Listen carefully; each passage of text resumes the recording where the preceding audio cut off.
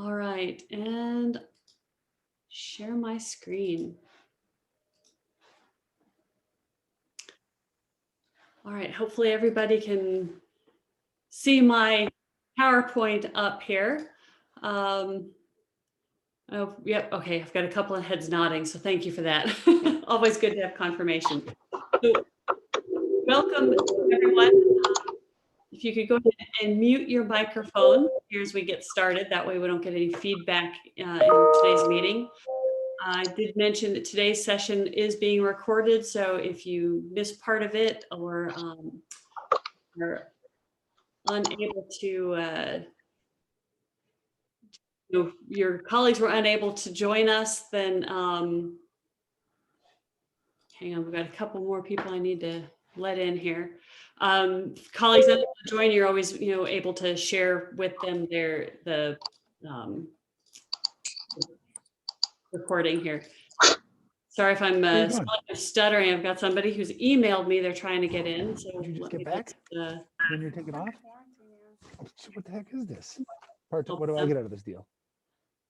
All right, and no, we could go ahead and mute our mics. That would be great. Okay, well, welcome everyone. And we are here for the February version of the new CS Advisory Board meeting. So thank you for joining us today. Keep marching ahead on that stuff. If you want to work ahead, it's probably your best bet. Quick agenda. I'll do some quick updates from the Alliance, and then we do have 4 representatives from regional campuses here today to talk about dual credit and articulation agreements. Because we've got limited time for them to talk, we're going to ask if you can hold your questions until we get to the Q&A portion of today's event. And then we'll have about 20 minutes for questions from everybody. And when we get to that point, if you go ahead, you can open our mics or raise your hands and even use the chat, and I'll interject some of the questions as well. At the end of the Q&A, Amy Byers and a guest will be coming to talk to us a little bit about CSforAll script program. And our next meeting in May will actually cover the script program in far more detail than we'll be getting in today. And then a quick wrap up. So first off, we want to say thank you to all of our investors, because without the support from these companies and the ones here on this slide, the New Digital Alliance wouldn't be able to do all the programming that we do to help grow technology talent in the region.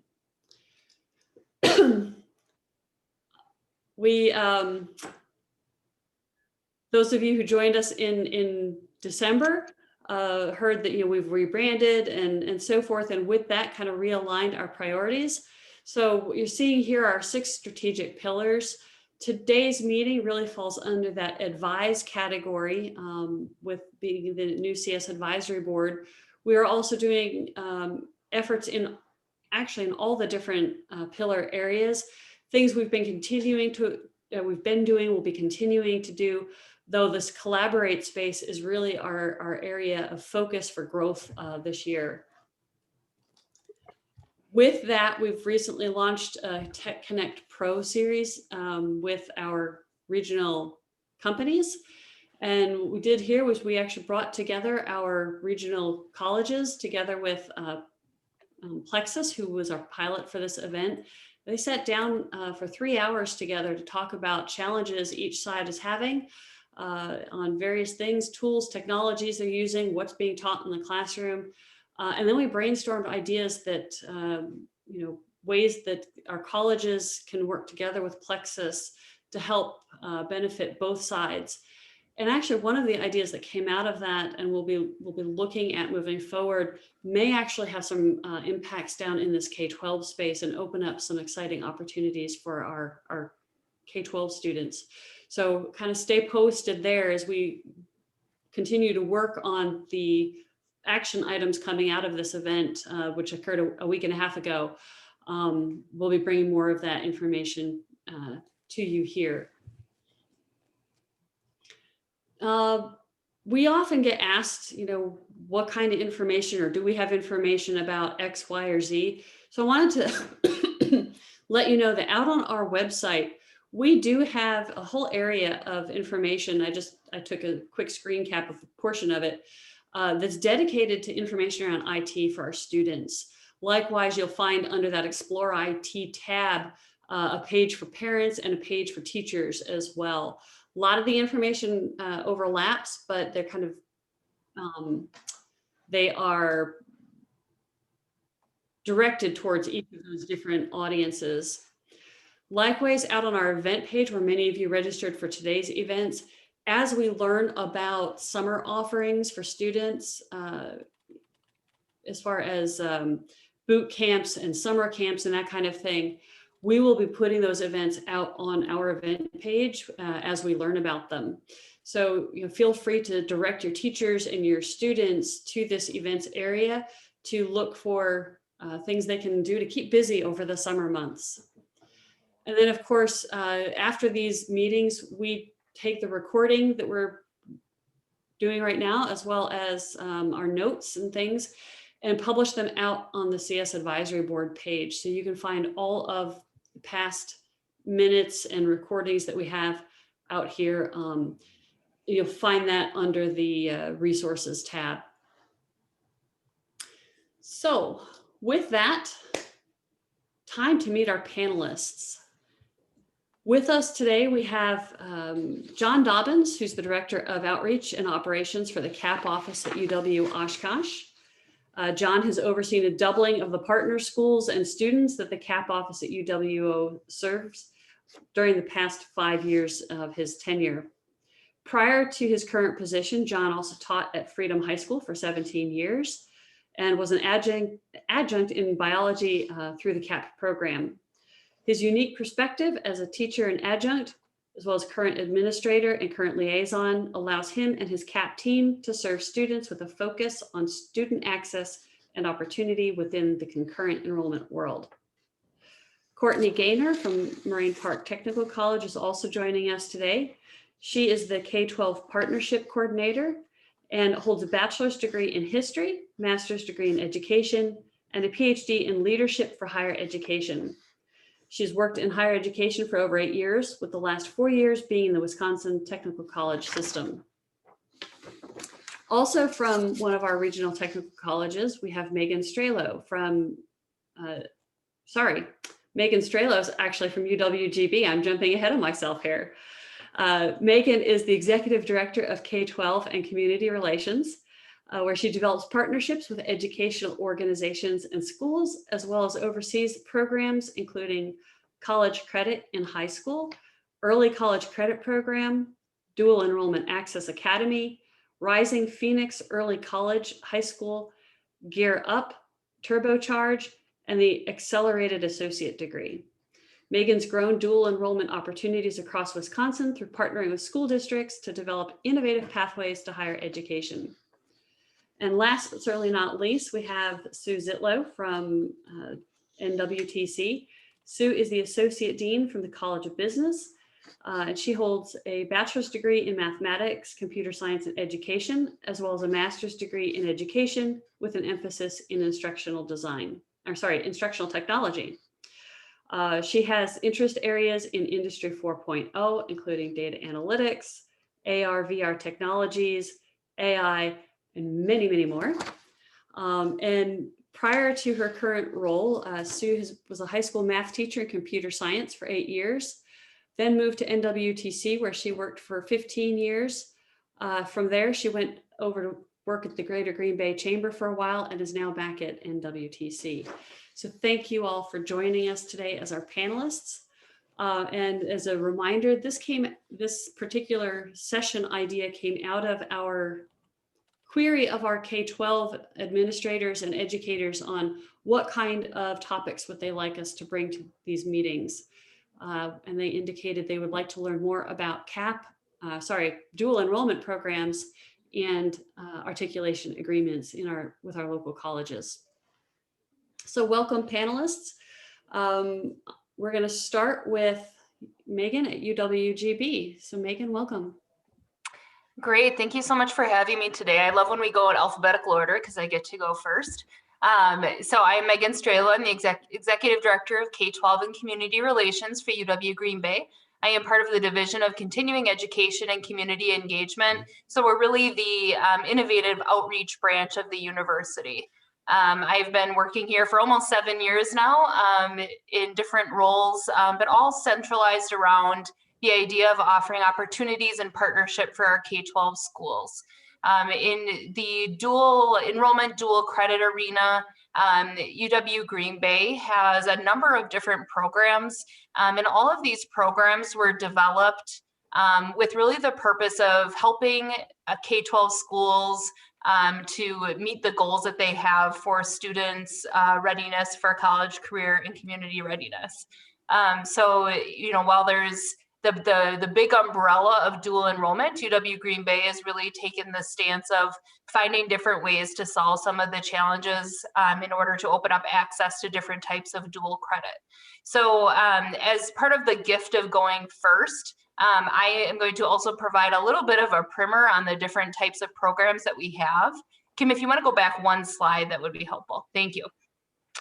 So we have 4 different types of programs that I'm going to speak to today.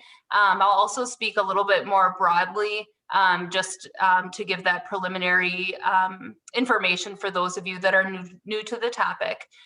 The first program is college credit in high school. That is a specific form of dual credit called concurrent enrollment. Concurrent enrollment is where high school teachers are actually approved by universities and colleges. And then we have good data on our. Sorry, just a minute. I'm gonna see who's speaking here and mute them. Keep going. Thanks, Kim. So concurrent enrollment means that high school teachers are actually vetted through the university and approved as adjunct instructors. This model, you know, the UWGB program is college credit in high school, or CCIHS.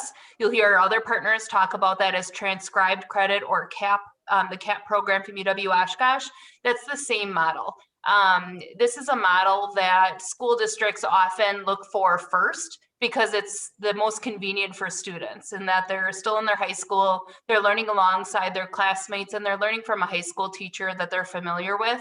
It's a great on-ramp to higher education because students are experiencing college rigor in high school while still having that comfortable environment that they're used to. The Early College Credit Program, or ECCP, some people may be familiar with this as the former Youth Options Program was the former title for this. And these are regular UW Green Bay courses that students are allowed to enroll in. We have students enrolling through the ECCP program at all 4 of our UW Green Bay campuses or through online coursework. These generally are courses that are taken that the high school simply doesn't have a comparable course for students. We have a program coordinator that works specifically with that program to help with advising of students. If they know what their end goal is, what they're trying to go to college for, she works closely with them to help determine what types of courses would be a good option through the ECCP program. The third program is the Dual Enrollment Access Academy, and this is a proprietary program that was developed to kind of fit some of the challenges that schools were facing with college credit in high school and the early college credit program. With college credit in high school, we found that you know, not all schools have teachers that meet the credentialing requirements to offer those courses. And then with the ECCP program, courses tended to fill up before high school students had a chance to enroll. The Academy allows for online courses that are set up just for high school students. So instead of having a mix of degree-seeking students or other college degree students, it's simply just high school students, and those are open to schools and students in any district across the state. We also offer courses through kind of a subset of classes called the Summer Scholars Program. And then last is kind of a joint effort between all these different programs. We have the Rising Phoenix Early College High School. This is a new program that's actually an associate degree opportunity for students. So we collaborate with districts to kind of evaluate the district's goals and determine how the Rising Phoenix program can help meet that. Students that enroll into one of those cohorts have the opportunity to earn an Associate of Arts and Sciences degree along with their high school diploma, which gives them kind of a 2-year head start. They have their associate degree done. They can roll that right into a bachelor's degree, having completed all of their general education requirements. So that's kind of the general idea of different types of dual credit. Benefits of dual credit, where students are earning high school credit and college credit. All these credits are offered at reduced tuition for high school students. So it does help in terms of getting a head start on college, but also paying less in tuition. All those different programs have different tuition structures based on who is responsible for payment as well as the cost, but they all are offered with reduced tuition. We, have heard stories and information back from students that have benefited from dual enrollment, and that, they're able to add a minor onto their college degree without adding any additional time, maybe a second major. They're able to, get through college in 3 years, 3.5 years. I actually have an employee that works in my office that came out of Green Bay Area Public Schools and finished her college degree in 3 years because of the advanced work that she had done while she was in high school.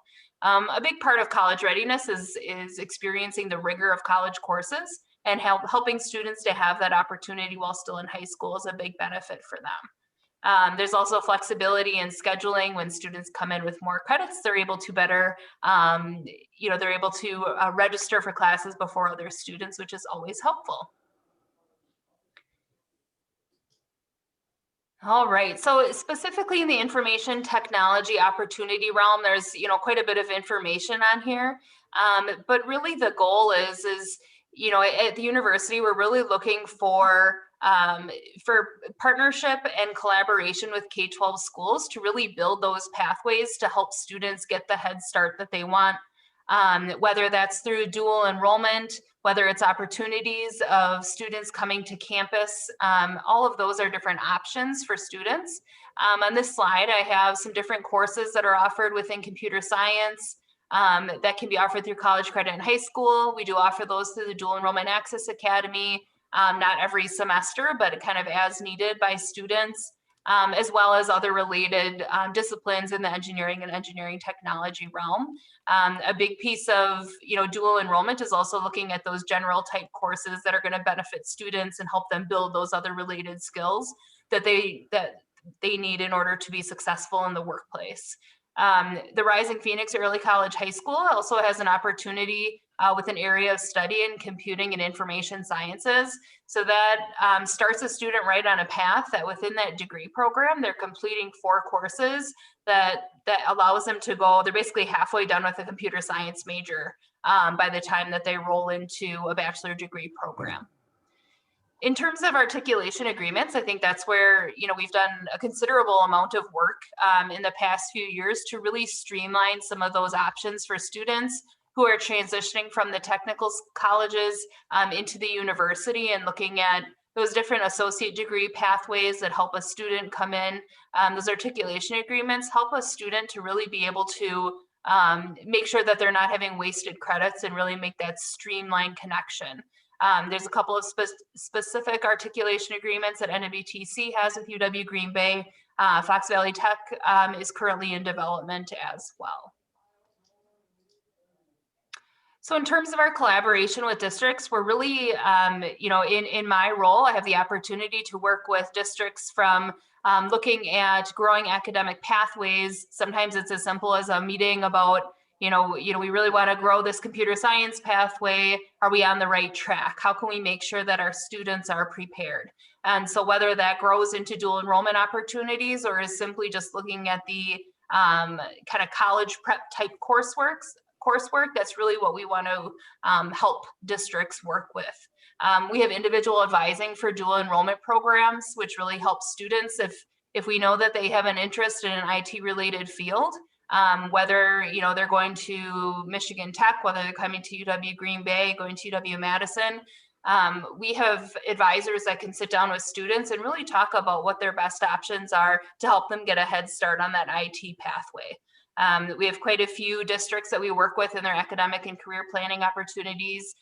to have students visit our STEM center on campus, to be able to engage with our the faculty, do field trips, labs, class observations, you name it, and we will do it. So I have my contact information on there, but basically we're here to serve our K-12 schools to help create really smooth pathways for students. All right. Thank you, Megan. Next up, Courtney. Hello, everyone, and good afternoon. And I first just do want to say thank you to Megan for all of her wonderful definitions, because it will sound a little bit repetitive when I go through my presentation, but she really helped us set the stage here for all the different dual enrollment options that we have for students in our New North area. So like I said, my name is Courtney Gainer, and I am the K-12 Partnership Coordinator at Moraine Park Technical College. And our district is located in the southern part of our Northeast Wisconsin area, primarily covering 3 counties. And we serve all of the school districts within that, which is about 27 different high schools and school districts. And that's us looking to create different partnerships with them, from dual enrollment to maybe it's career exploration activities or field trips, just like Megan was talking about what UW Green Bay does. So when it comes to the digital technology programs, we have quite a few, from certificates to technical diplomas to associate degrees, all of which have direct alignment to career fields based in digital technology.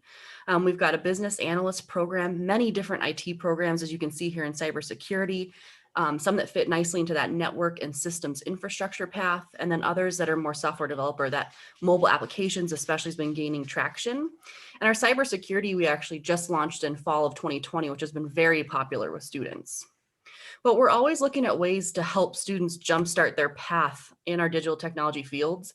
And while we have those different career exploration services and host different events for students to get experience on our campus, one major way that we do this is to help students get on that pathway as soon as possible and try things out is our dual enrollment options.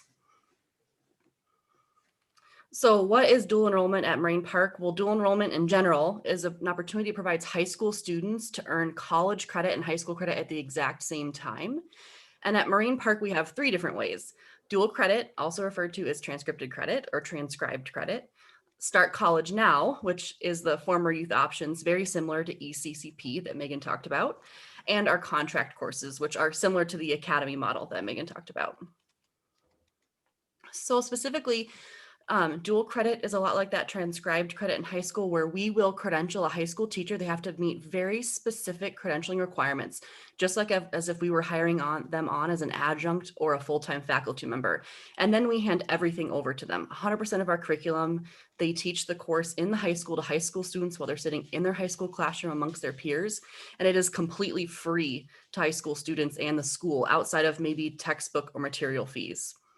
Start College Now is, like I said, similar. It's that youth options re-envisioned. So juniors and seniors take advantage of taking a course at Moraine Park, either online or in person, and their high school will actually pay for it as long as there's not a similar course offered at that high school.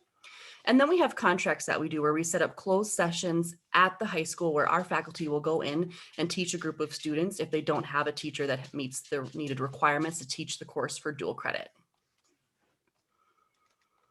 So we have almost 30 different classes alone that are offered for dual credit, that transcripted credit, that free credit for students in our high schools that all align into our digital technologies pathways. So if you just look at a few of these, Photoshop, hardware support, software support, IT fundamentals, we really have a ton of different ways that students can test out the coursework if they think they want to go into an I field with absolutely no cost to them and no risk at all. So our dual credit is something we like to promote a lot for students. And this is something that schools in our district can contact us about if they're interested in, and we can work with them to see what's possible, because we do have to have that teacher credentialed in order to offer these courses free to students. But on that same note, these classes and others are also available through Start College Now. So if you have a student maybe at a school that wants to take IT Fundamentals 1, but it's not offered as dual credit at that high school, they can submit a Start College Now application through their high school, get approved as long as they meet that certain criteria, and then they can come to Moraine Park or take the course online. We do also accept AP and IB courses, but we really like to do that on a one-to-one basis. So we encourage students who have those or taking that AP test or have those IB credits to meet with our registrar's office and do a one-on-one evaluation, and also meet with our recruitment team to talk about how can we best make sure that you're taking the right AP and IB courses to get you on that path. Really want to tailor that experience to make sure that we're not wasting students' time. Courtney, would you mind just touching briefly on the difference between AP and the dual credit type offerings? Well, yes. So AP is advanced placement, and those courses a high school teacher will teach. And they're typically, a lot of people like to think of them as honors courses, but a student will go through the curriculum, but then there's a high stakes exam at the end of it. And the student has to score a 3 or better on that exam in order to earn college credit at most institutions based on what the precedents have been set by. Thank you. You're welcome. All right. And as far as continuing students on the pathway, we have articulations to help streamline our students on that path from an associate's degree to bachelor's degree and beyond. However, since our courses are built typically to get students right into the career field, the majority of our students do typically go right into that career field and they start working and making money. And then once they get comfortable with that, then we do have a lot of students pursue online bachelor's degree programs. Not always in IT, sometimes it's something to enhance that professional experience they've already gained, maybe become management. So look for management type degrees. I listed just a few of our agreements here, but this is something we are always pursuing and looking at more opportunities for students because like Megan mentioned, we are not in the business of wasting students' time. We all want to find ways for students to save themselves time and money on their college journey. I did not put my contact information on these slides, and I apologize for that. But if anyone does have any questions for me, you can reach me just by emailing k12@morainepark.edu. Excellent, thank you. And we do have bios for all of our speakers today, and those will also be published out on our website. And in that bio document, you will find the contact information for all 4 of our speakers today. Great, thanks, Kim. Okay, Sue and Brooke. Well, thanks, Kim. Really appreciate it. So I am Sue Zitlow. I am the Associate Dean in the College of Business, overseeing the IT programs, among other programs as well. But also here today is Brooke Holbrook, who really is our K-12 Relations Manager, who really does a similar role to Megan and Courtney and John. But I'm going to have Brooke introduce herself. Good afternoon, everyone. I'm Brooke Holbrook. I really duplicate the same role as Megan and Courtney, so I'm super excited that they went in front of us today because now you get to listen to Sue, who knows really more about IT than myself, so she can share more details with you. I would just share that everything that was talked about before as far as dual credit is really the same approach at NWTC. I'll let Sue talk a little bit about her part of the presentation, and then I'll just jump in at the end. So thanks, Sue. Awesome. Thanks, Brooke. One thing that we really want to share, though, is that we are an Achieve the Dream Leader College, and we are very excited to really just be celebrating the fact that our focus is student success. So it doesn't matter what position you have in our college, we are very much focused on helping the students be successful and meeting their goals. So a few things about College of Business. Really, we have 4 different areas. In particular, in regards to our IT programs, IT will be going to our 8-week advantage, which means that our classes will be 8 weeks in length starting this summer. So that means that summer will be 8 weeks, and then the fall we'll have 2 8-week sessions, and then in the spring we have 2 8-week sessions. So our faculty are working on the conversion from really our 15-week to our 8-week advantage, which is a student success element coming out of that Achieve the Dream element. We do have clubs. So one of the things that I wanted to share is that we have a Bits and Bytes IT club. It doesn't matter what program you're in. If you're interested in IT, they want you to be part of the Bits and Bytes club. So typically non-COVID, we actually work on the different technology that comes in from staff and students that have some challenges. During COVID though, the club didn't miss a beat, and they've been working with the help desk, our NWTC help desk, to really research and define some different options for help desk software. So that's really been helping out our internal IT teams. We do have international experiences specific to IT as well. We have a program called X Culture, where you can work with a variety of countries. You do this all remote, and you work to resolve a business issue, most of which includes something that needs an IT approach. So that is one of the experiences for international. We also have a China experience, which is specific to our web development program. And now we're actually working on an agreement, which will start in our second 8-week session this coming March, I guess, end of March. They'll be working with Paris, France, university there, in regards to our business analyst program. So some data across the country, right? So it's neat to see those experiences come together. Next slide, Kim.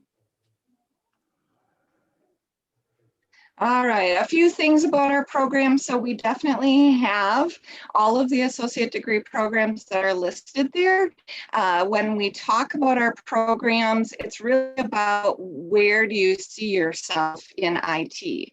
So computer support specialist is really about the hands-on working at the help desk, potentially in a small business. You will be the person in IT. Maybe that'll be 2 or 3 of you, but you really have your hands on everything.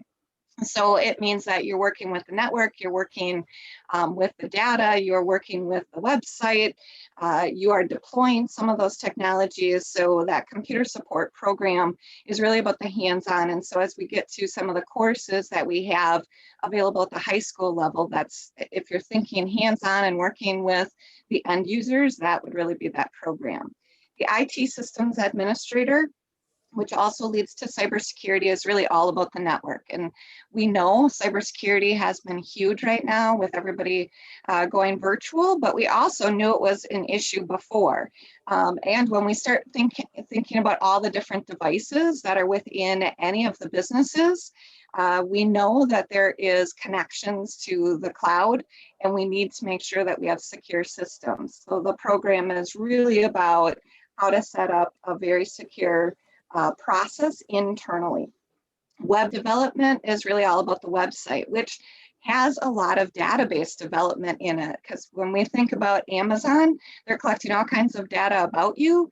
That's still part of our web development program as well. So it's not just about, I guess I would say, the visual appearance of the website, it's also about the behind the scenes. Software developer is definitely behind the scenes and trying to make sure that our systems are running smoothly. We focus in on C# as well as Java, because those 2 programs in particular are really the languages of Northeast Wisconsin. And when we think of business analysts, we need that conduit to go between IT and really all the rest of the departments. They need to have that IT speak, but also the end user of those that don't have a technology background. And they are the ones that really are being that conduit. And our brand new program is data analytics, which has already, even though it doesn't start until fall, already has so much interest from our businesses. So if you love numbers, you love data, like data analytics is the place for you. So if you want to go to the next couple of slides, just a reminder that, again, we have just finished recently all of the changes to the College of Business. So you'll see much newer spaces, updated spaces, lots of windows, because IT doesn't hide in the basement anymore. They definitely are out there working together with all the departments within a business. Next slide. Just a little bit more. When we think about our cybersecurity program as well as our system admin program, these pictures are really about the network. You'll see, again, lots of wires, lots of things being connected. But the picture in the bottom left is actually the NWTC IT department servers. So those are our actual servers, and our students get the opportunity to work on our servers. So again, real life experience through these programs as well. Next slide. So when we look specifically at all the different options, and I'm glad to hear that, Kim, you're going to send this out. What we did was try to put in all the links out there.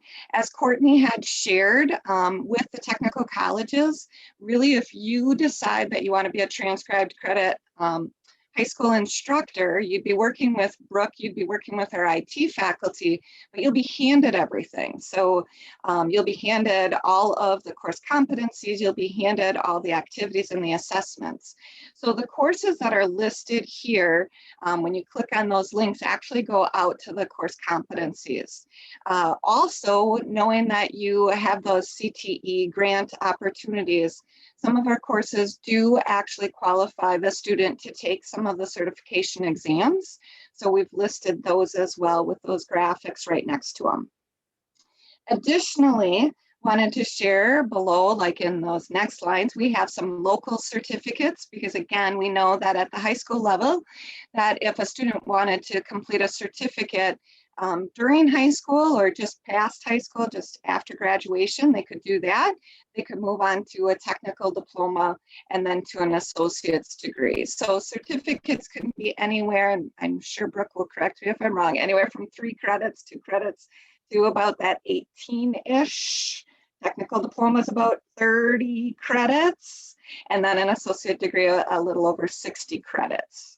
And then that leads you to your bachelor's degree at about 120 credits, right? So having those opportunities to flow through will definitely help.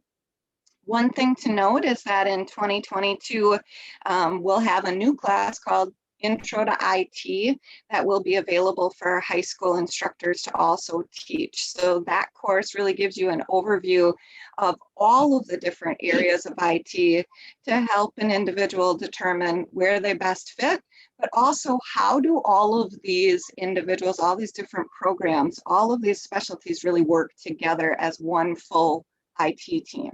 So they are all listed there. If you go on to the next slide, it's just 3 more of our programs that are out there.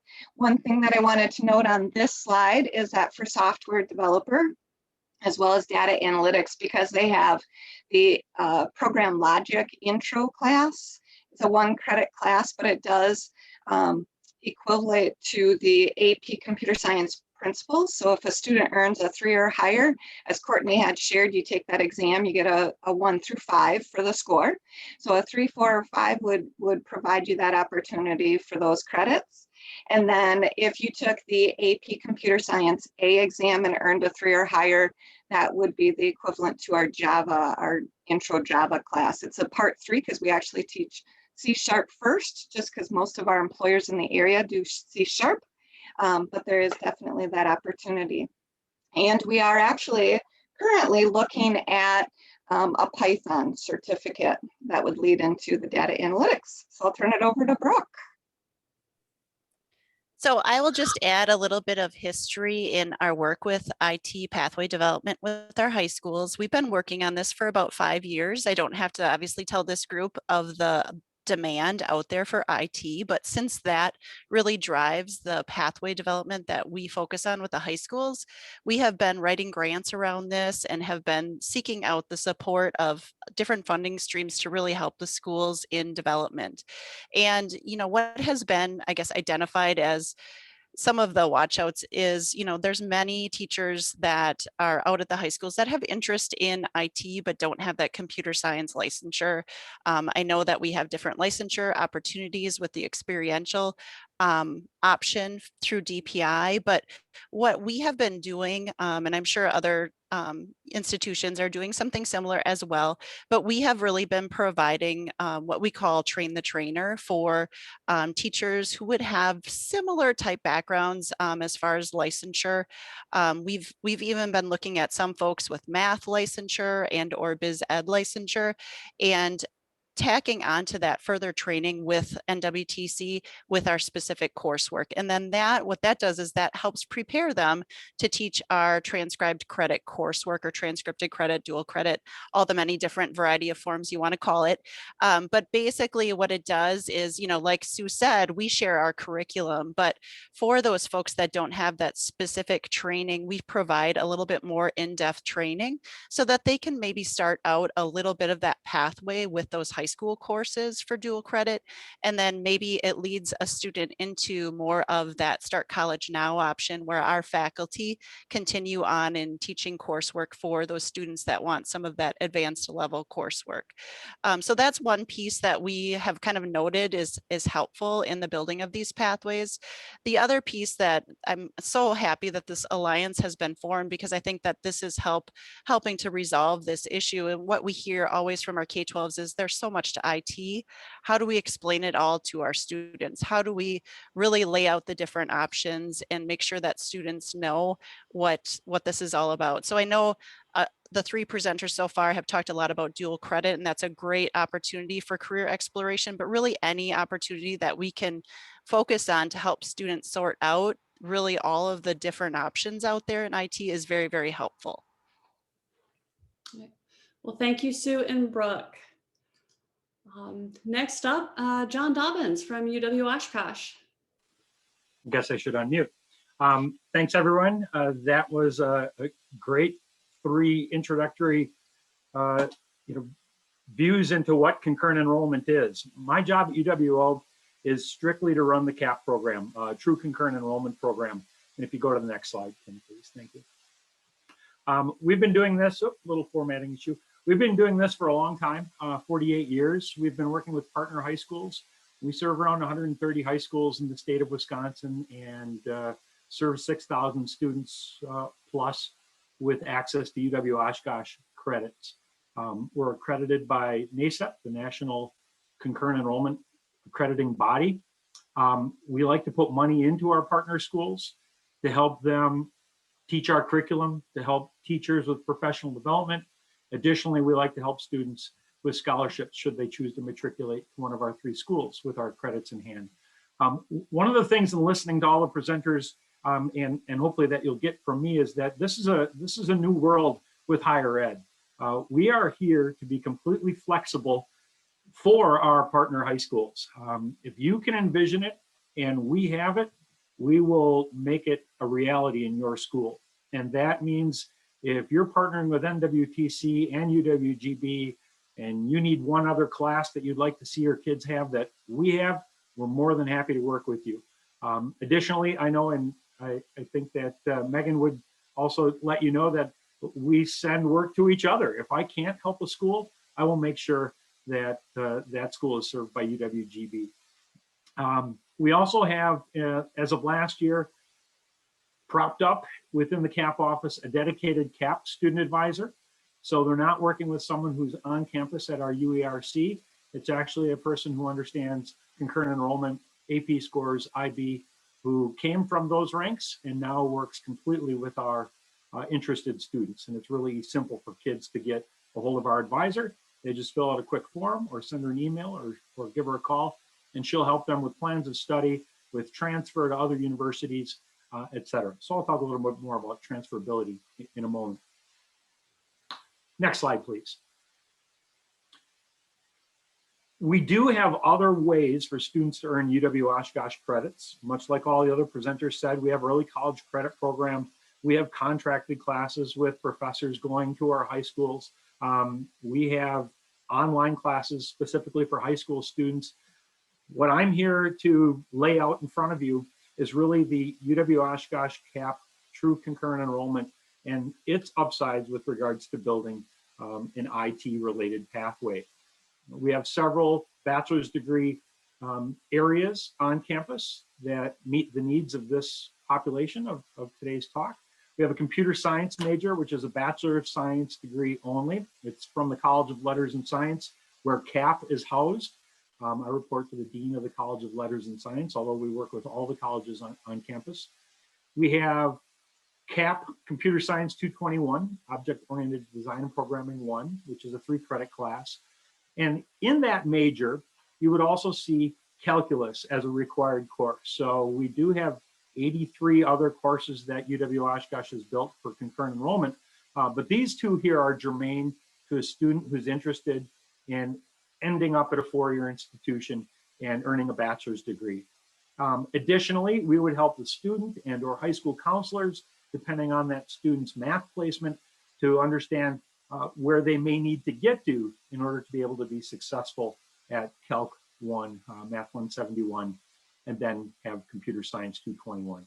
I know from chatting with our department chair and some of our liaisons in computer science with the kids that do come to campus, most of them will say without hesitation that any student that comes to campus with Calc 1 in their hip pocket is a rock star on campus and can do quite well in that major compared to their peers who don't come in with Calc 1. And, you know, as others have said, frees up your schedule. A 5-credit math class your freshman year takes a lot of time on task. First semester or second semester, having that in your hip pocket allows you to explore your major and or add another major or a minor to a much greater degree. Next area, Kim. A couple years ago, the Chambers of Commerce, then Governor Walker, New Era, UW System, all agreed that we need to do more to get kids into college and out of college with the proper degrees to help the businesses in northeastern Wisconsin. And so we were asked to design a 3-year bachelor's degree program. This slide really is full of non-major area courses, but it is possible for many of our partner schools in northeastern Wisconsin to offer students access to the right 30 credits where a student will leave their high school with their diploma as well as a full year of the appropriate courses, jump into UWO actually as a sophomore in standing and be guaranteed a 3-year bachelor's degree. That guarantee brings along with it a bunch of university requirements. If we have a class that gets full and they can't get into it, we'll find another one for them or open up a section for them. If they have to take it elsewhere, we'll reimburse them for that. So we made a full effort to create a 3-year degree pathway. This is the computer science example that you're seeing in front of you. This also works for information systems, for engineering technology, and a few other majors on campus now that aren't really IT related. Next, please.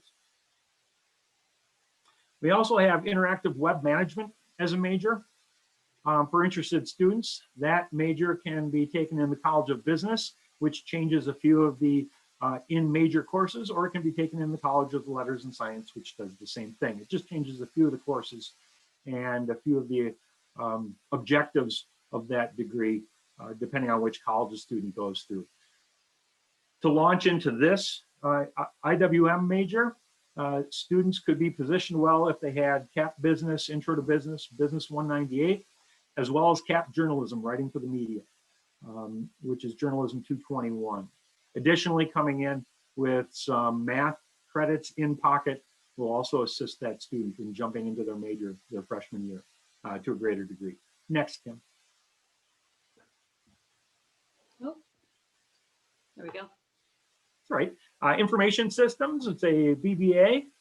Again, computer science and Calc 1. If you have a student who's not sure if they want Comp Sci or IS, but they come in with computer science 221 and Calc 1, they are positioned well to branch out into either of those majors, explore, dabble, and then make their call. Or do them both, I guess, you know, add a double major, why not? Next, please. Transferability is a big deal.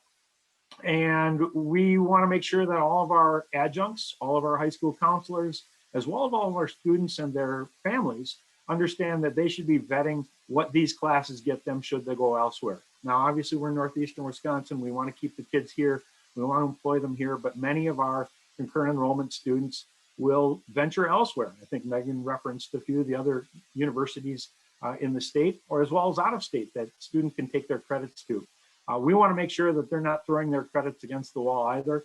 And so we'll make sure that they get through transferology and can realize their dream of a decreased time to degree and decreased cost to degree, regardless of where they go. So here's a few examples of the UW Oshkosh classes that are offered through CAPP and their transferability to 2 in-state schools, public and private, as well as an out-of-state public that a lot of kids in this region gravitate towards. Next, please.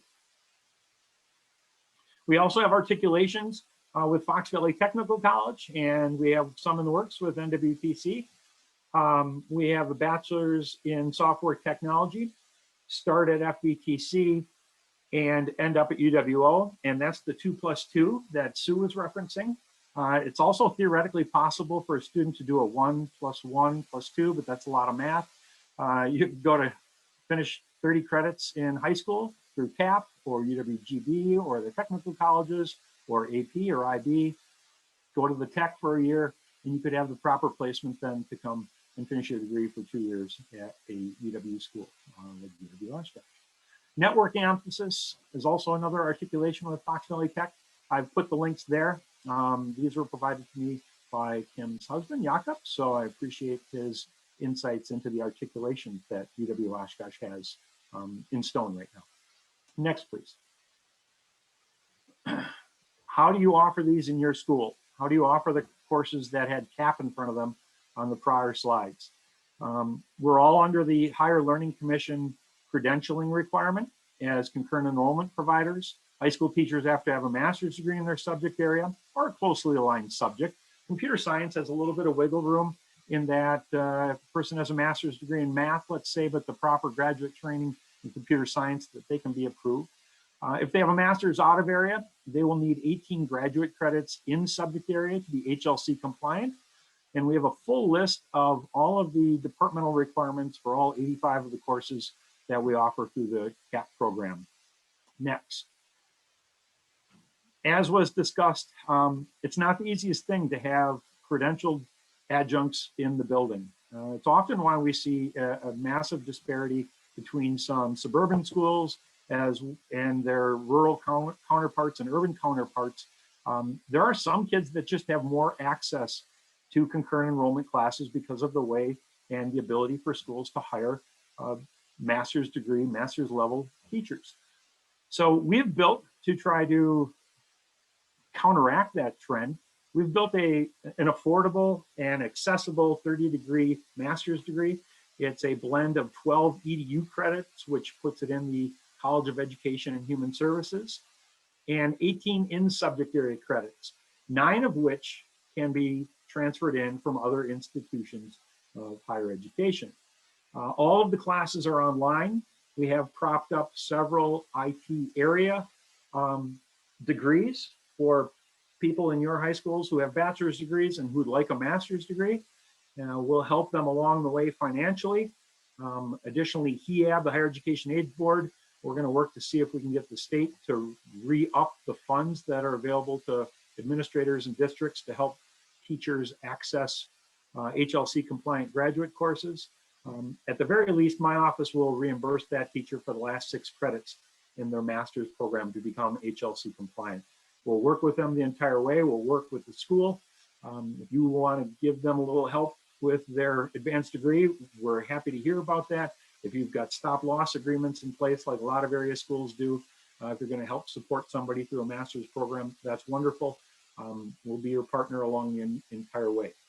We also serve adjuncts who come from other institutions with one-off graduate courses and or with a full-blown master's, and they can go teach for somebody else. But it's an actual degree, a master's degree, that working professional teachers can access without crushing themselves.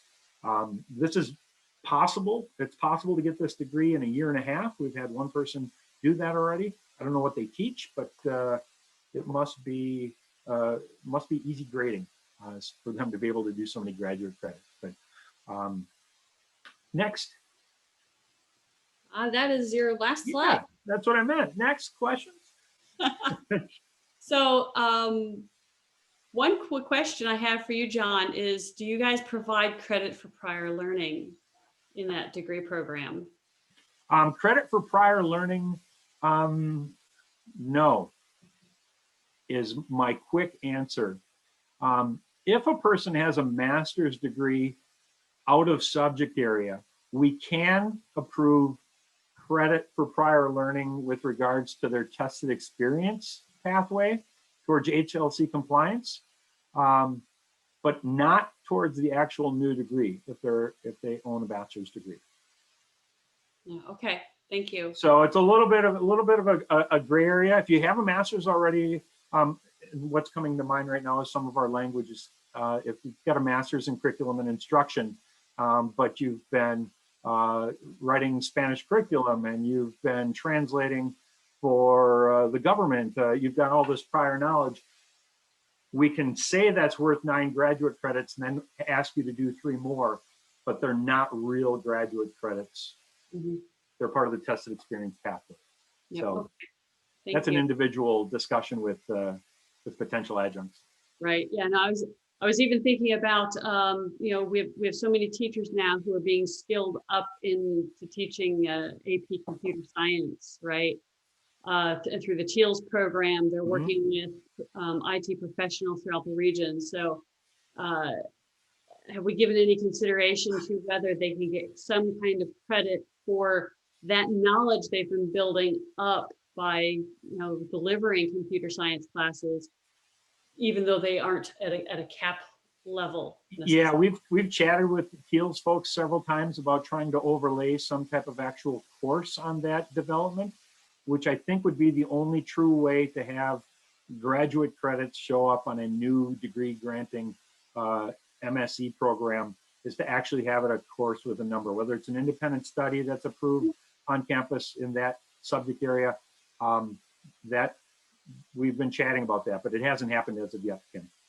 All right, thank you for that. That's good news.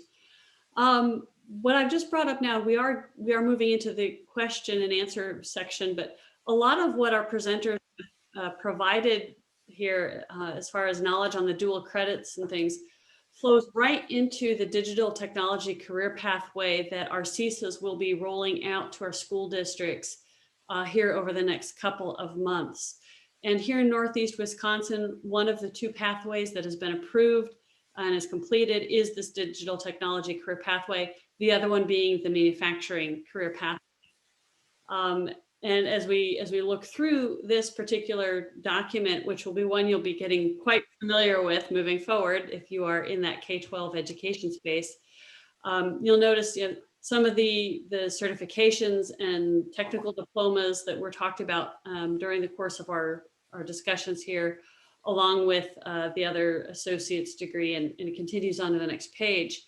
And down here in this next page, we also will see that there'll be space for you to, as a school district, start entering in your career and technical education courses. So this is where those dual credit classes that were talked about in the dialogue today, for example, up here with computer science and information systems at UWO, this CAPP Computer Science 221 would be one of an example of a class that our school districts could be offering and put into that rubric as you take that digital technology career pathway rubric and personalize it for your school district. So with that, I'm actually going to stop sharing so we can kind of see faces a little bit more here, and I can see who's raising their hands. If you want to just open up your mic and ask questions of our panelists, or raise your hand in the chat and I can call on you, both as well as typing in a chat question. All of the above are valid options to help start answering some of the questions you might have around dual credit and how to bring that into your district if you're not already, or even how to grow it within your district.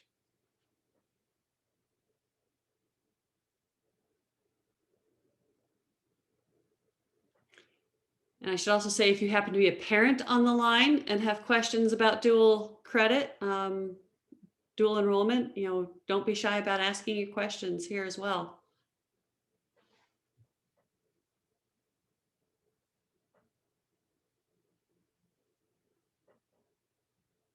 Okay, I do have a few pre-prepped I'll go ahead and kick off with. So we talked, sorry, John mentioned a little bit about some of the requirements for how do I as a school district, or what are the requirements for me as a school district to offer dual credit? It sounds like if I'm going to be doing 4-year, my teachers need to have these master's degrees.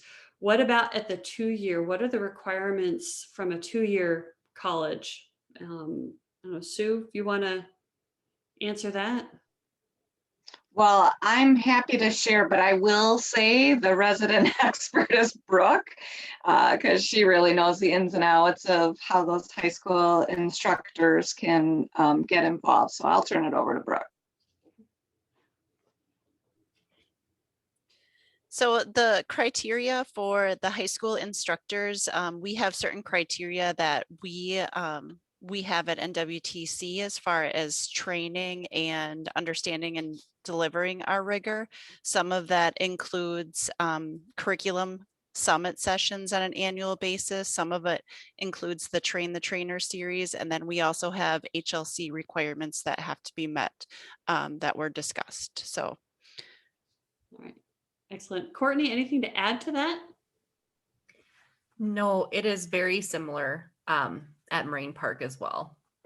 We do work on different things and try to pair them with faculty as they have questions. So I know into working with Brooke a lot, we both try to provide a lot of support for those dual credit teachers that are teaching transcripted credit at the high schools and make sure they feel fully supported while still meeting professional development and accreditation requirements for programs. All right, thank you. We do have a question here in the chat from Joe Kmock. He comes from NC Witt, Wisconsin. And he is asking, can any of you outline how your programs at your campus are dealing with diversity, equity, and inclusion of those underrepresented in IT? For example, females, students of color, and ethnic minorities. Let's start with, we'll start with John on that question. And you're going to reverse the order. Can you repeat the question one more time? Yep. Can you outline Access.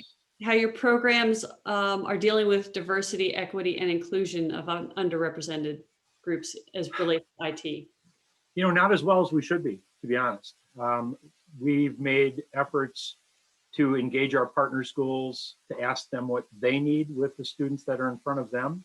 You know, you are our recruiting tool, and I think we've done a fairly poor job of getting into the schools to ask what they need help with in terms of getting more students interested in access to these career areas. You know, I don't know, stock answer is engaging with all of you. I mean, this is our first effort. We're also engaged with Pathways Wisconsin in all of the regions that are rolling different pathways out. You know, I can name every major on campus as being underserved in terms of diversity and equity. And so I think we're just continually trying to self-evaluate and create programs that speak to the students that are in the partner schools with the partner schools' help. It's about pressing flesh and making sure that the students that need the information get it and understand it, which is why we've added an advisor, why we take parent meetings. We'll let counselors at our partner schools set up individual meetings with families that are wondering, is this for me? Can my student do this? They're first generation. You know, we don't have the resources. We'll work with people one-on-one, which I think is the best way to try to help tackle this issue. Horrible answer. I just said we'll do anything and everything, but we're not doing enough. Kim, could I add on a little bit about just some of the work that we've done? I've been at the university for almost 7 years now, and you know, as great as dual enrollment is, there are so many barriers for students. Some of them just because of how dual enrollment is run within the state. And what we've been doing is really looking at how do we ensure that that there aren't barriers that are set up because of financial pieces of that, because of access issues. And so, you know, UW Green Bay is the higher education partner of the State Gear Up program, which allows us to work in 8 target school districts across the state, which is just, it's a focus on serving underserved student populations. And really ensuring that the financial piece isn't the barrier, and then also looking at how to be supportive of students through academic support systems to ensure that they have a person that they can reach out to when they're having problems. We've also extended our drop deadline for our college credit and high school classes. And that gives students the opportunity, when they are facing challenges, to have the opportunity to kind of work towards improving things to be successful with that. Our Rising Phoenix Early College High School was built as an equity and access program. So the first cohort of students in the Manitowoc-Lincoln School District is really looking at students who are generally underrepresented in higher education. So the entire 25 student cohort are students of color, students who are first generation college students, and students who are eligible for free reduced lunch. So it's really looking at how do we cut down barriers and improve access through those individual programs. Like John says, it's never enough. But I feel as we start to develop these little, these programs here and there, that's where we really start to make a difference in looking at the equity and the achievement gap. All right, thank you. And can I just add something, Kim? yes, please. Sorry to jump in without being called on. But one thing that I will share from a technical college perspective, I agree with the examples that Meagan gave, and somewhat of what John said too about we could always do more. I think one of the things that the technical colleges are really looking at is there has been some new research and support out from JFF and from Achieve the Dream, and there's specifically a dual credit equity playbook, and that playbook really kind of outlines how we can approach conversations between post-secondary and secondary and really have, some tough conversations about equity and about kind of peeling apart our dual credit programs and looking at them to say, how are these designed and who is included in the access and the ability to take advantage of these systems and these programs, and what can we do differently? And what I would say is that this is certainly a challenge that we really need to collaborate on together. So we at post-secondary institution standpoint don't have all the answers, but we certainly want to partner with our schools to be able to have conversations about this. I will tell you that we have been having some deep conversations, and Meagan, Eric Kahn, who I know is on this call as well, through our turbocharge effort, we are diving deep into these equity pieces, but sometimes that involves a certain level of data sharing that is necessary for us to really get to the heart of who's being served, who isn't being served, and some memorandum of understanding to be able to really dig deep into this work. So it's not an easy answer, and it's not an easy flip the switch on and we can increase access for all. It's hard work. We all, I think, are ready and devoted to pull our sleeves up and do that work as our high schools are ready to do that too. All right, thank you. Mm-hmm. There's some other questions here in the chat that I do want to get to. So Chad Benke is asking, he says, from a high school computer science teacher's perspective, it's extremely challenging to identify and develop standardized courses outside of APCSA and APCS principles that would be universally accepted at the institutions represented today, as well as other 2- and 4-year schools. Is there a coordinated effort amongst all higher ed institutions represented to streamline the high school teachers' efforts? I'll jump in. This is where we need a state that operates more like, and this is not something we say often, a state that operates more like Illinois, or a state that operates more like Minnesota or Indiana, where there is an agreed upon group of courses that transfer equally across the board. But that's going to start from a group higher up than us here, I think, or maybe it does start with us. But we've been working to try to get increases in transferability. I think having Transferology online will help push that needle. I think that when teachers look on Transferology with a course they're teaching from us or from a tech school or from whomever, and they say, well, it doesn't go here, it doesn't go here, it doesn't go here, they need to start advocating for that. And I know it's outside the normal job duties. I probably wouldn't have as a high school teacher, but there has to be a group swell of request for this to happen to a greater degree. I just chatted with a kid yesterday who had 4 MATC accounting classes and none of them transfer UW system. And I don't know why that is. I don't know why they can't be mashed together to give the kids some advantage. You took college classes in high school. This is in the Milwaukee area school. So, you know, the quick answer is no, but I think the long answer is we all want that for the kids. Thank you. And I think that's where some of those 2 + 2 and then the 1 plus whatever stacked on top of that kind of come into play a little bit. So yeah, more work to do there. Sorry, Chad. No, it's okay. I just asked the question because I just didn't want to work as hard anymore. So Amen. I think that comes from all of us. Hey, Kim, this is Rebecca. I think that's a great question for us, especially as we're talking about regional career pathways and wanting to push that. And I see there's a question right that comes up next that really is talking about it. By the time the kids are doing it, they're basically having to start over again. So I think it's a great way for us to collectively say from a regional perspective, this is what we're seeing and we can bring it forward and maybe work through it. And, you know, leveraging that in with either DPI or that in with some of the system level folks to really do that, but it can't be anecdotal. It has to be this data that needs to come from folks like you that are sharing those questions. And I think that's where we could leverage some of our connections to maybe push that conversation a little faster. Nothing fast ever happens in government, but maybe we can help move it along. Yeah, thank you, Rebecca. And real quick, we've got one last question here we can take from Leah, and then we do need to move on to the next agenda item here. And Leah states that this has come up before, but have any considered packaging courses for certificate, AS, DC, etc.? Our problem is that to get students started soon enough, our starter courses are the same as technical colleges in web design, coding, etc.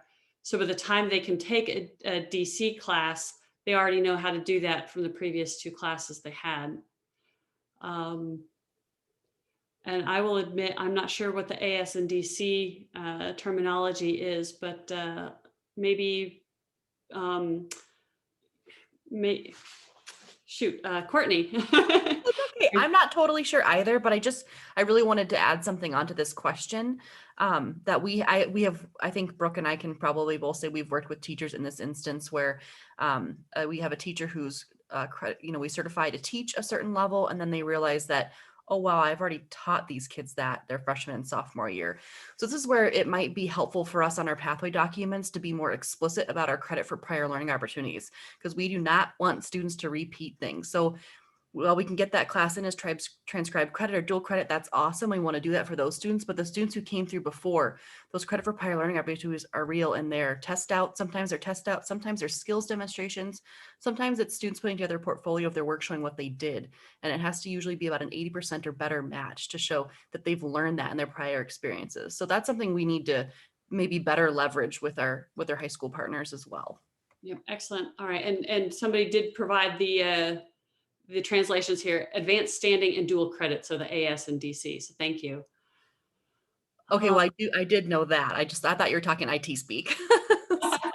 No, I was like, this is not a language I'm speaking. So thank you, Meagan and Eric, for providing those translations. All right, I do want to move on to our next agenda item, and that is to welcome Amy Byers and Tina Lemons to give us a little bit of a teaser about some upcoming CSforAll SCRIPT training. So Amy and Tina, welcome. Thank you so much. I'm going to go ahead and share my screen.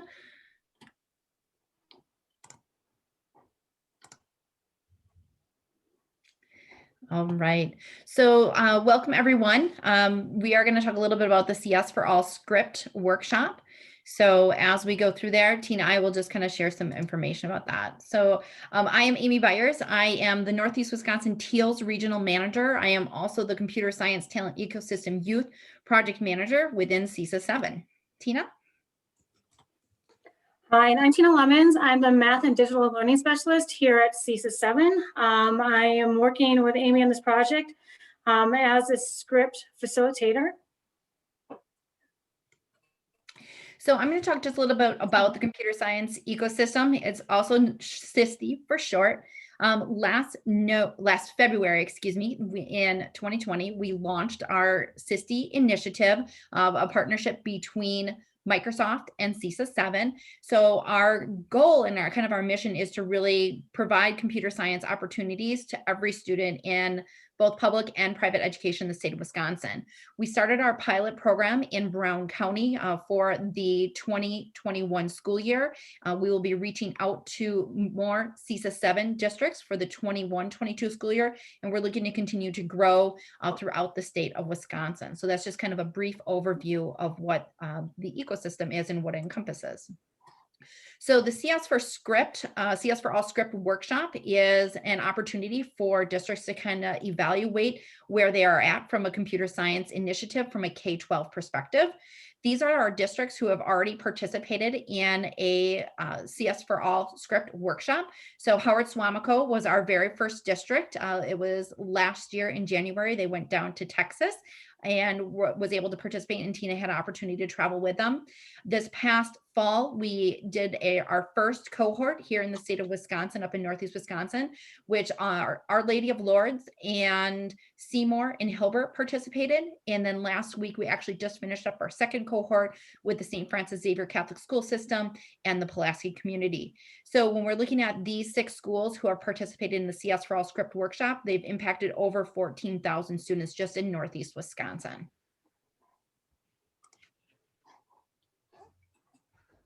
And Tina? Okay, thanks, Amy. And I'm going to just talk a little bit about what the CSforAll SCRIPT workshop is about. We're going to start taking a look at CSforAll first. CSforAll is a central resource for individuals and organizations interested in K-12 computer science education. The organization connects providers, schools, and districts, funders, and researchers working towards the goal of providing quality computer science education for every child in the United States. You can see the Computer Science for All mission is to make high quality computer science an integral part of the educational experience for all K-12 students and teachers, and to support student pathways to college and career success. Amy, if you want to advance. Okay, so as part of this effort, CSforAll has developed a script, which is the strategic CSforAll resource and implementation planning tool. The framework guides teams of district administrators, school leaders, and educators through a series of collaborative visioning, self-assessment, and goal-setting exercises to create or expand upon a computer science education implementation plan for their students. The script framework supports systems level change by addressing 5 key areas: leadership, teacher capacity and development, curriculum and material selection and refinement, partners, and community. Amy, if you would like to advance, please. Okay. So really script, what it does is it enables districts to take a local approach to computer science based on the priorities and the needs identified by various stakeholders, including teachers, administrators, and community members. Because each school system is unique, script was developed through the lens that no one size fits all model works for every education system. Excuse me. For creating a framework to connect with CSforAll members and resources for the problems you are trying to solve. It really looks for allowing education systems to set priorities and select characteristics for partners and that fit their needs. And it looks at integrating a computer science program into existing infrastructures and processes to make it a sustainable program. If you'd like to go ahead, okay. When you are thinking about developing a systemic K-12 computer science program that's aligned to the unique district structures and needs, we need to take a look at why are we teaching computer science, or computer science for what? So in this framework, there are various different impact areas that we look at, and keeping in mind that, there isn't one purpose for education. Therefore, there shouldn't be just one purpose for computer science education either. Amy, if you would like to advance, please. With that in mind, when we are looking at developing the K-12 systemic computer science plan for districts, we really start by looking at, now you're gonna have to click, Amy, what is the school's vision for the purpose of education?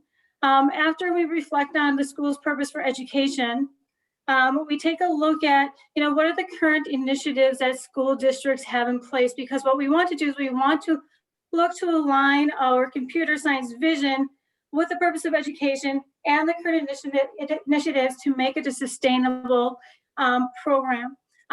After we take a look at those two pieces, we take a look at that rationale for computer science. Again, those are those different impact areas. What do we want to achieve by having our students engaged in the computer science program? And then we combine those three pieces together. We develop our computer science vision for the school district. And then based on those that vision for computer science, we really start looking at what is that vision? How is that going to, and Amy's going to laugh because that implementation implications, that's a tongue twister for me every single time. Okay, so again, so we look at that, and so then based on your vision, we're going to take a look at implications and how those pieces are going to really implement, affect that. So Amy, if you want to click, please. So when we are looking at the script rubric, there are really 5 different areas that we focus on. We focus on teacher capacity and development. We take a look at materials and curriculum selection and content and refinement, leadership, partners, and then community members. Currently, the infrastructure component of the script rubric is under development. It is not yet available. When that does become available, we will start including that in our workshop. So when we're taking a look at the teacher capacity and development, what we're looking for is we're looking to at whether or not all teachers have an understanding of the computer science education initiatives in the district and the opportunities for integrated computer science projects. We're also looking to see whether or not teachers with the responsibility for computer science content have a clearly defined opportunities to learn computer science and expand their pedagogical fluency. We're also looking at whether or not there are well-defined incentives for participating in professional development opportunities, because that is one aspect that we find across the country when we talk about computer science education is we don't necessarily have an equitable opportunities for our teachers to grow their capacity in computer science. That second component, the materials and curriculum, really we're looking at whether or not the selection of the curriculum is appropriate, sequential, and the vision is aligned to the computer science and materials in the curriculum. And again, we're looking to see about looking at adopting a curriculum that includes a focus on sustainability, rigor, and inclusion of diverse students in the consideration of the curriculum and supporting materials, just like we would do for any content area. When we look at that leadership, we're really looking to see if there is a systemic leadership plan for implementing computer science. Then again, when we take a look at that partners and community, just like what we're doing right now, computer science doesn't just happen in the 4 walls of the classroom. We're looking to see who else we can get involved to help support and provide learning opportunities for our students in the area of computer science. Amy, would you like to go to the next slide, please? Okay, so during the workshop, what actually happens is after our school districts develop their computer science vision, they have an opportunity as a team to reflect on and assess their current reality for their K-12 computer science program against the script workshop.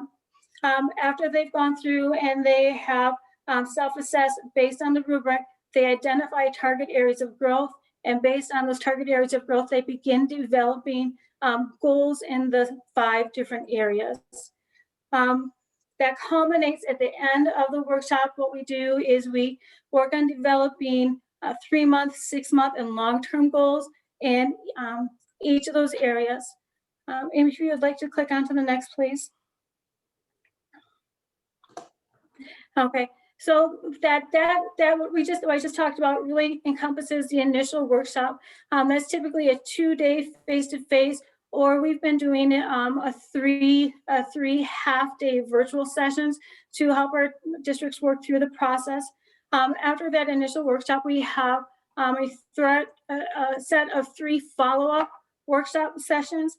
The 3-month with our first cohort, what we did is we had our teams reflect on where they are in line to their 3-month goals, and then revise and modify their 6-month goals based on what they've achieved in the first 3 months.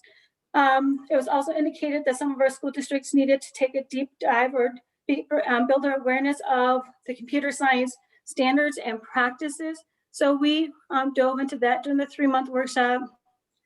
During our 6-month workshop, the plan is again to reflect on where districts are in their planning and implementing the plan, revise and update, but then also take a look at developing a computer science progression K-12. Our goal for our 9-month or our 12-month is typically a 9-month follow-up workshop, is to again take a look at where districts are, and then start planning for that 2nd year of implementation. Our focus topic, we haven't had one yet, but our focus topic is planned to be looking at curriculum and aligning to standards. So that really is an overview of what that script workshop is, not just the initial workshop, but the 3, 6, and 9-month follow-up. We are planning a script workshop for the summer. It's tentatively scheduled for the week of July 19th. We are in the process of determining whether or not that would be face-to-face or virtual. And again, we will plan those days accordingly. Okay. So I just also want to add that I noticed, just kind of went through some of the districts that were on our call today. So De Pere, Ashwaubenon, GBAPS, and Kimberly, all districts that have not gone through the CSforAll SCRIPT workshop. Howard Suamico is on there. Like I said, they're one of the first ones to go through it.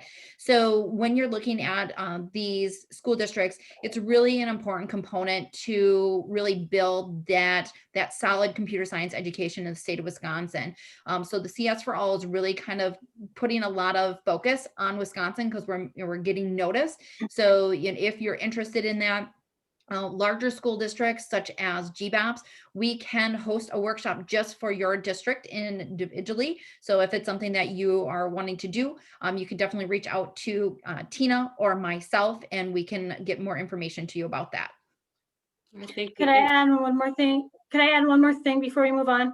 And I also just want to make a note that some of our school districts that are starting, they are brand new to computer science, but we also have some school districts that have been implementing computer science somewhat systematically for a number of years. So we do have districts all over the place from on the spectrum of computer science implementation. So it's really taking a look at where are you right now and how are you going to move it forward to create that equitable K-12 computer science learning experience for your students. Thank you.